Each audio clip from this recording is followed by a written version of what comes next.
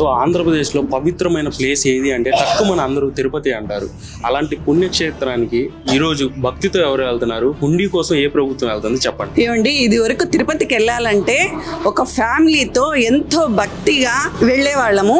ఇప్పుడు తిరుపతికి వెళ్ళాలనంటే అసలు ఇంట్రెస్టే ఉండడం లేదు. ఎందుకనంటే ప్రతి ఒక్క చోట దళారులు. ఒక రూమ్ కావాలంటే దళారికి ముందు డబ్బులు ఇవ్వాలి, ఒక దర్శనం కావాలంటే దళారికి డబ్బులు ఇవ్వాలి. ఇంతకు ముందు చంద్రబాబు నాయుడు గారి పాలనలో ముక్కోటి ఏకాదశి వస్తే 10 రోజులు ఆనందంగా ఎంత హ్యాపీగా, ఒక ముక్కోటికి హెవీ రష్ ఉంటారు. అప్పుడు కాకుండా పక్క రోజు 10 రోజుల దర్శనానికి ఎంతో హ్యాపీగా వెళ్లే వాళ్ళం. ఇప్పుడు ఆన్లైన్ అంటారు, టికెట్లు అంటారు. పోనీ ఆన్లైన్ లో మాలాంటి వాళ్ళకి ఏమన్నా టికెట్లు దొరుకుతున్నాయా అంటే అది లేదు.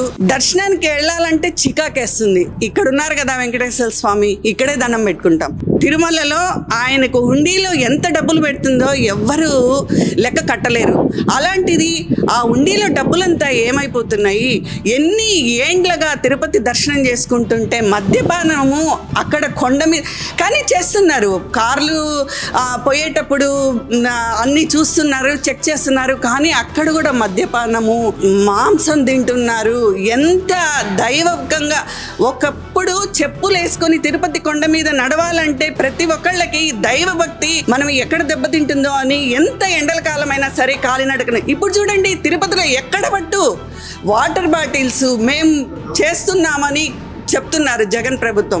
ఏమీ చేయడం లేదండి. ఒక డబ్బుకు మాత్రమే విలువిస్తున్నారు. హుండీలో ఎంత డబ్బులు పడుతుందండి? ఆ డబ్బులంతా ఏం చేస్తున్నారు? ప్రజలకి ఖర్చు పెట్టొచ్చు కదా, పెట్టడం లేదు. కాబట్టి తిరుమల మళ్ళా మన చంద్రబాబు నాయుడు గారు వస్తే మరలా బాగుపడుతుందని మేము అనుకుంటున్నామండి. వీళ్ళందరికీ ఎవరు జవాబు చెప్పరండి. ఒక్క వెంకటేశ్వర స్వామి ఎప్పుడు కళ్ళు తెరుస్తాడో, మహానుభావుడు కళ్ళు తెరుస్తాడో అందరూ దిగజారిపోతారండి.